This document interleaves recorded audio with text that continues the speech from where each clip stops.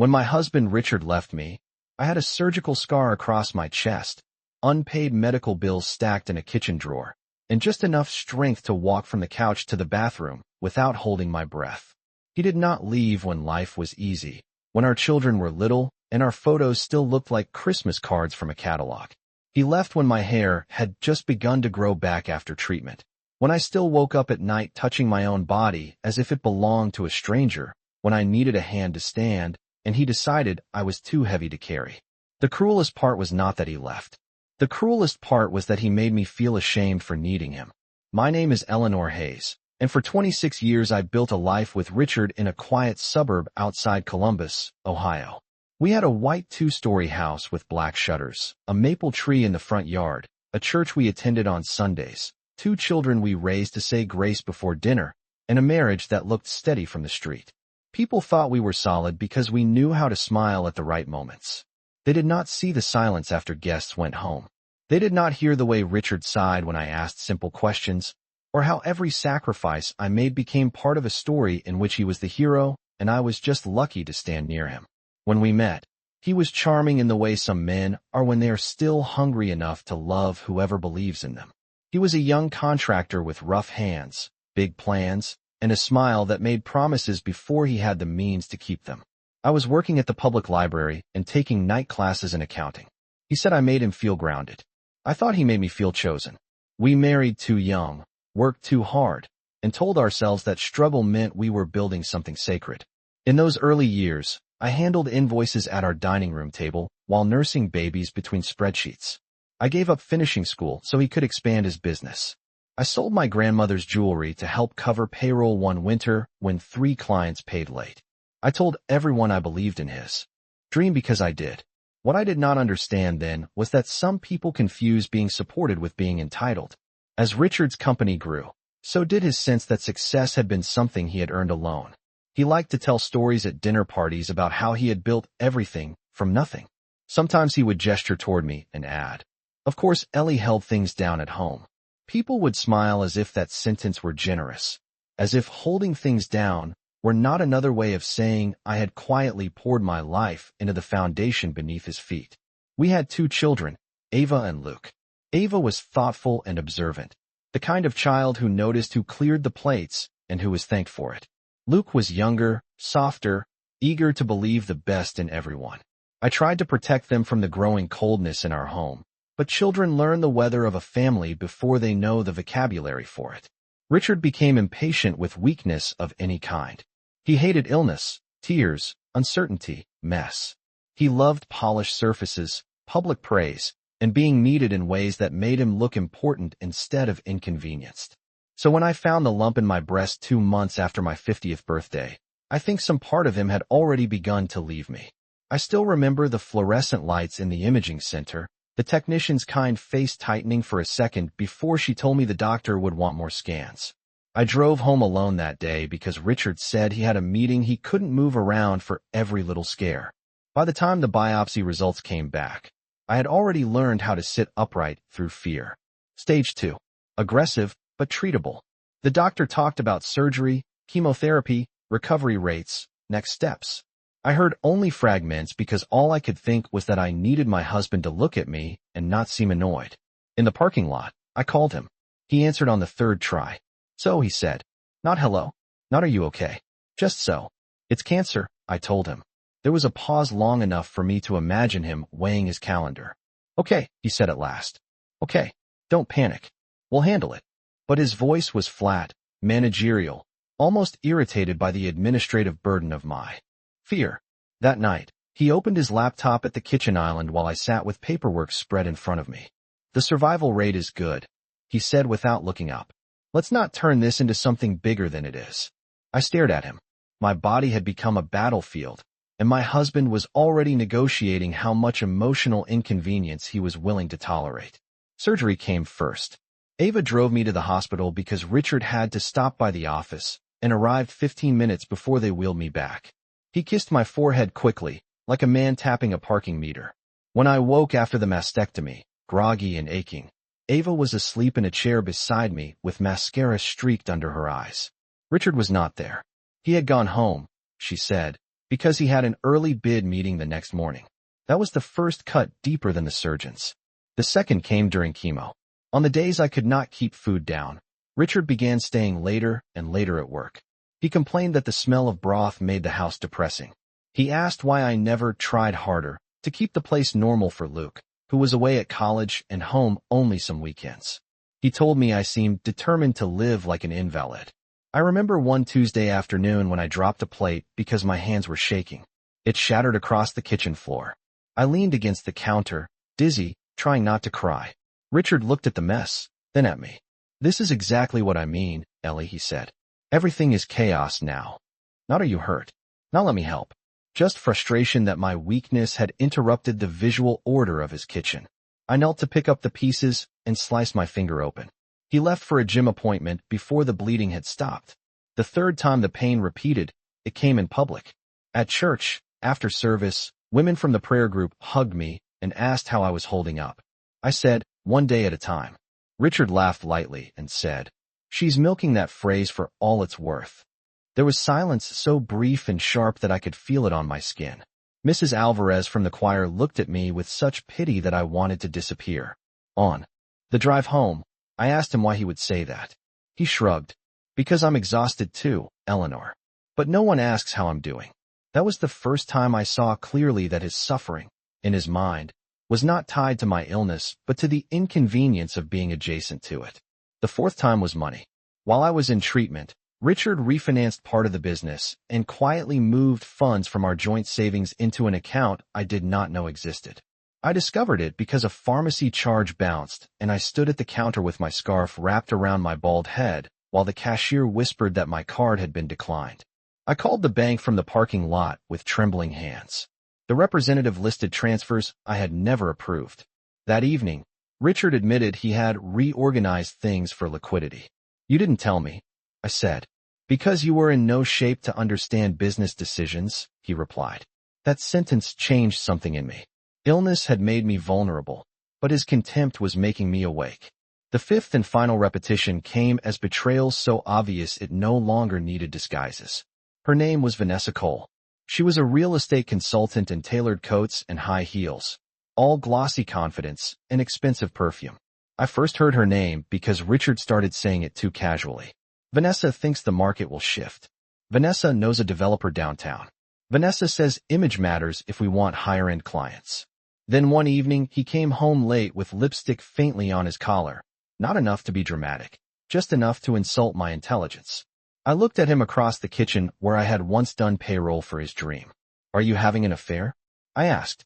He did not deny it right away, which told me everything. "I'm trying to be happy," he said finally, as if happiness were a country he had been forced to flee because I got sick. I laughed then, a broken sound even I did not recognize. "While I'm in treatment," I said. He rubbed his forehead. "You make everything ugly. This house is nothing but grief, medication, complaints. I can't breathe here." I wanted to scream that I could not breathe either, that poison had been pushed through my veins to keep me alive, that my own husband was speaking, as though my survival had ruined his aesthetic. Instead, I said the only true thing left. "You were supposed to stay." He looked away. 3 weeks later, he moved out. He did it efficiently, like a man clearing inventory. 2 suitcases, garment bags, his watch case, the leather overnight bag I bought him for our 20th anniversary. He stood in the foyer while rain struck the front windows and told me, with the careful impatience of someone delivering a rehearsed statement, that he needed a different environment. Ava happened to be home that weekend. She heard the last part from the hallway and stepped into the room, white with rage. "A different environment?" she said. "Mom has cancer." Richard stiffened. "Do not take that tone with me." "What tone should I take?" she snapped. "The one you use when you abandon your wife?" For a moment, I thought he might slap the wall or shout, but vanity is strongest when witnesses are present. He only tightened his jaw and said he would keep supporting us financially. That lie lasted less than 2 months. The first winter after he left, the heating bill went overdue. Then the mortgage. Then the insurance premium. He insisted cash flow was tight because the market had turned. Social media suggested otherwise. There he was at charity dinners with Vanessa in fitted black dresses, one hand on the small of her back, smiling the smile I used to think was warmth. I learned, through paperwork and humiliation, that he had leveraged the house more than I knew. The company was not as healthy as he had pretended. He had borrowed against everything, including stability. I sold furniture. I sold jewelry. I went back to bookkeeping part-time for a local funeral home because grief, strangely enough, had become the language I spoke most fluently. The owner, Mr. Bennett, was a widower in his 70s who wore soft cardigans and never once looked at me with pity. He simply said, "You know how to keep things standing, Mrs. Hayes. That's a rare skill." It was the first compliment I had received in years that was not secretly a demand. Recovery from betrayal is not cinematic. There is no swelling music while you become strong. There are grocery lists, nausea, legal notices, nights when you sleep on one side of the bed because the other side feels like an accusation. There are church basements with folding chairs and support groups where women pass tissues and tell the truth in voices made hoarse by surviving. Pastor Michael at our church never pressured me to forgive on schedule. He said something I wrote down and kept in my wallet for years. Grace does not mean returning to the place that broke you. I needed that sentence more than scripture. The divorce process dragged. Richard delayed paperwork, minimized assets, then suddenly acted wounded when my lawyer requested records. He called me bitter. He told mutual friends I had changed after the cancer, that I had become emotionally unstable, suspicious, impossible to live with. Some believed him because polished men are often trusted over bruised women. But then small truths began leaking out. An unpaid subcontractor sued his company. A supplier filed a lien. Vanessa was seen more often without him. At the same time, I began, slowly, to rise. It did not happen because I discovered some hidden reservoir of magical strength. It happened because I had no choice, and because certain quiet people helped hold me upright until my own legs remembered what to do. Ava moved back for 6 months after graduate school and turned the guest room into a temporary office for me. She built spreadsheets, organized documents, and made soup on Sundays. Luke, ashamed that he had believed his father's excuses for too long, started driving down every other weekend to fix things around the house before we eventually sold it. Mrs. Alvarez brought casseroles and gossip and laughter sharp enough to cut through despair. Mr. Bennett increased my hours, then asked if I would help streamline finances for a small nonprofit supporting caregivers. That nonprofit changed my life. It was called Lantern House, founded by 2 sisters who had cared for their mother through Alzheimer's and understood the hidden labor of love. They needed someone who could manage books, grants, and the practical architecture beneath compassion. I knew that architecture by heart. I had built it for a man who forgot who drew his blueprints. At Lantern House, I found women and men carrying burdens without applause. Nurses between shifts. Daughters bathing aging fathers. Husbands feeding wives who no longer knew their names. They did not flinch from pain or perform around it. They just showed up. For the first time in years, I was in rooms where tenderness was not treated like weakness. I started helping with caregiver workshops, then speaking at small community events. Not about revenge. Not about triumph. About endurance. About what happens when the person who promised in sickness and in health decides sickness voids the contract. My voice shook the first few times. Then it steadied. People listened. Grants grew. Lantern House expanded from one cramped office above a pharmacy to a converted brick building with counseling rooms, a resource pantry, and a weekly support dinner at the church hall. The local paper ran a feature on us titled Women Who Carry Light. I hated the photo they chose of me, but I kept the clipping because for once my face looked like my own again. Meanwhile, Richard's world thinned. Vanity ages badly when reality stops subsidizing it. His company lost 2 major contracts after complaints about unfinished work. Vanessa left him, according to a friend of a friend, when she realized the image was stronger than the balance sheet. He began reaching out in small, testing ways. A text on my birthday, thinking of you today. No apology. A voicemail after Luke's engagement party, which he attended awkwardly and alone. You looked well. We should talk sometime. I did not respond. Then came the health scare he never expected to have himself. A mild stroke, Ava told me after he called her in tears because no one else answered quickly enough. He recovered physically, mostly, but fear had entered him at last. Suddenly he knew the terror of waking in a body that might betray you. Suddenly he understood hospital ceilings and waiting rooms and the loneliness of needing help. I should tell you I felt vindicated. What I felt was tired. A year later, Lantern House announced its largest fundraising gala yet. We were honoring caregivers, community volunteers, and one local donor whose late wife had benefited from our counseling.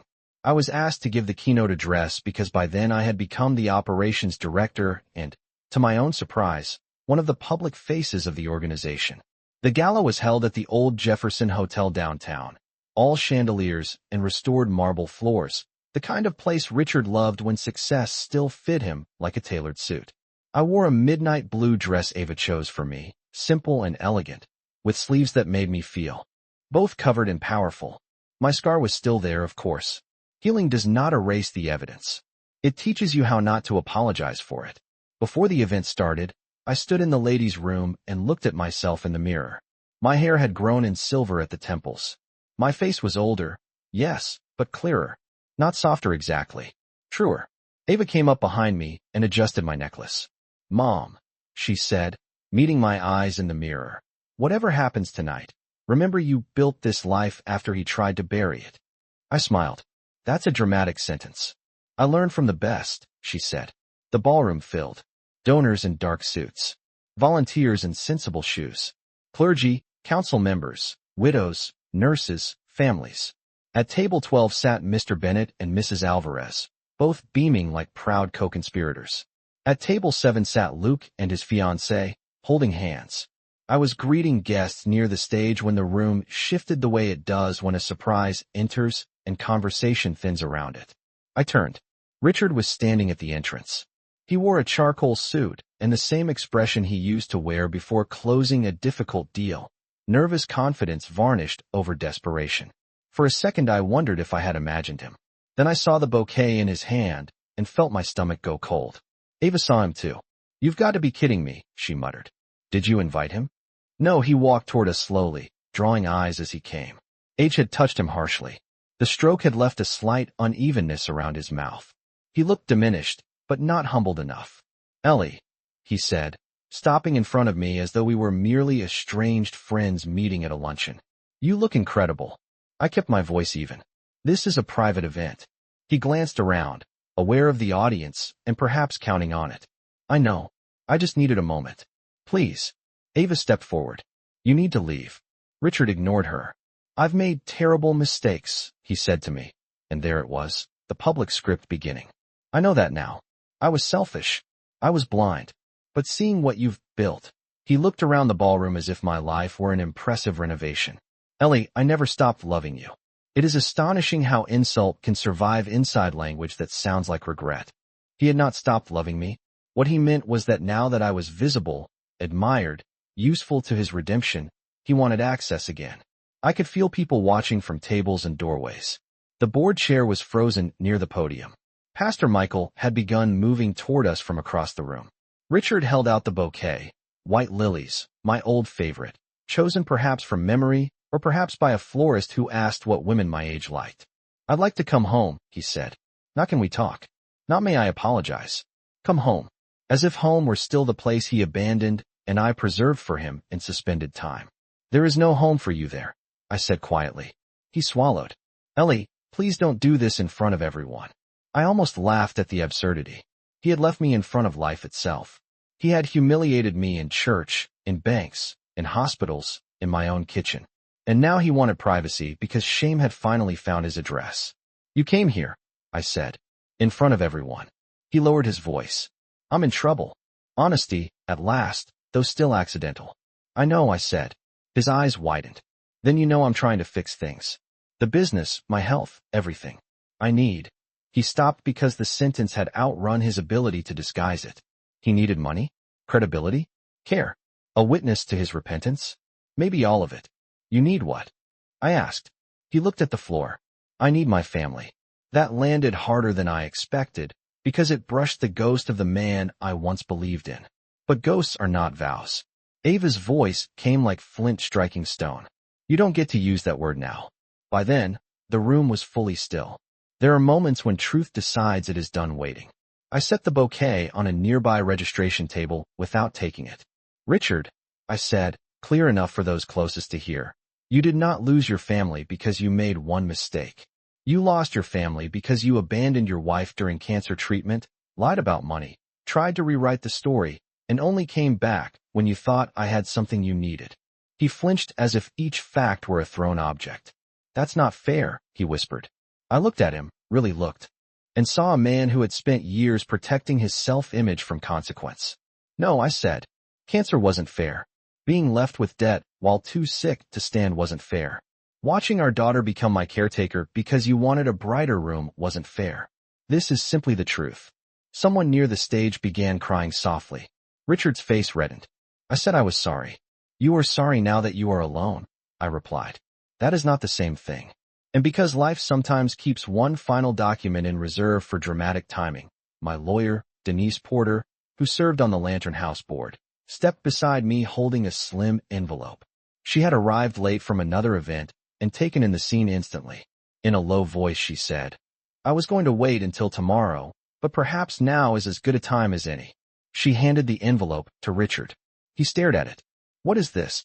The final court order, Denise said. The judge approved the asset review. The forged transfer link to the second mortgage was ruled in Mrs. Hayes's favor. You'll also be personally liable for associated penalties. His head snapped up toward me. You went after me? The old reflex surfaced again, outraged that I would defend myself. No, I said. I stopped letting you take from me. He opened the envelope with shaking hands. I did not know whether he read any of it. What mattered was not the numbers or legal language. What mattered was that the story he had controlled was over.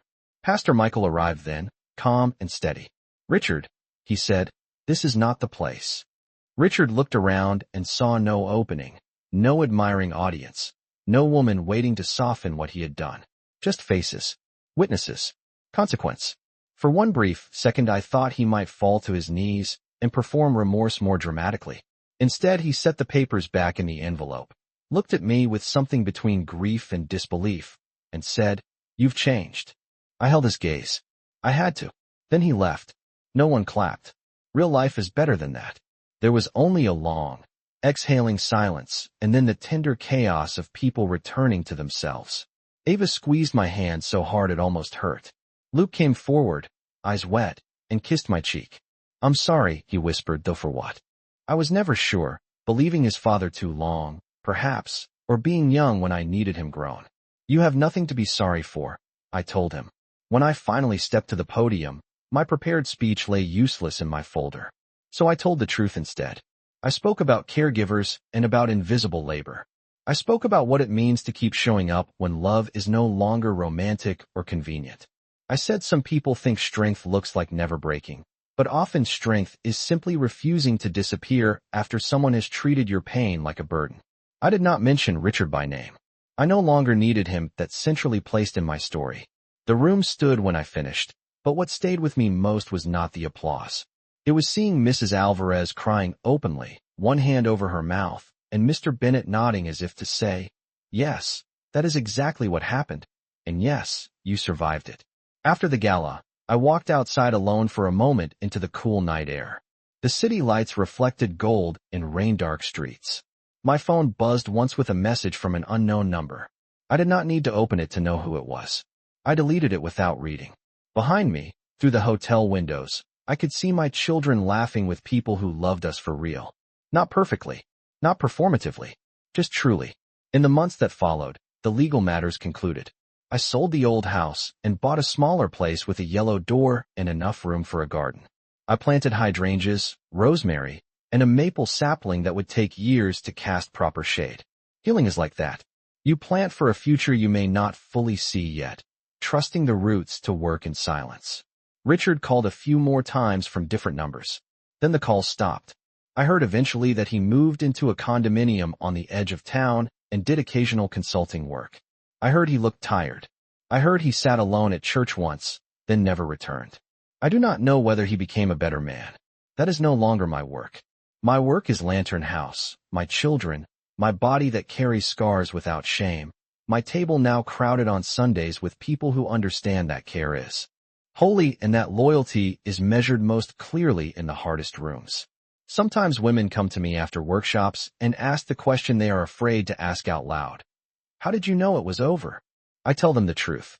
It was over long before he left. It ended the moment my suffering became, in his eyes, an inconvenience instead of a call to love. And they always nod because pain recognizes itself.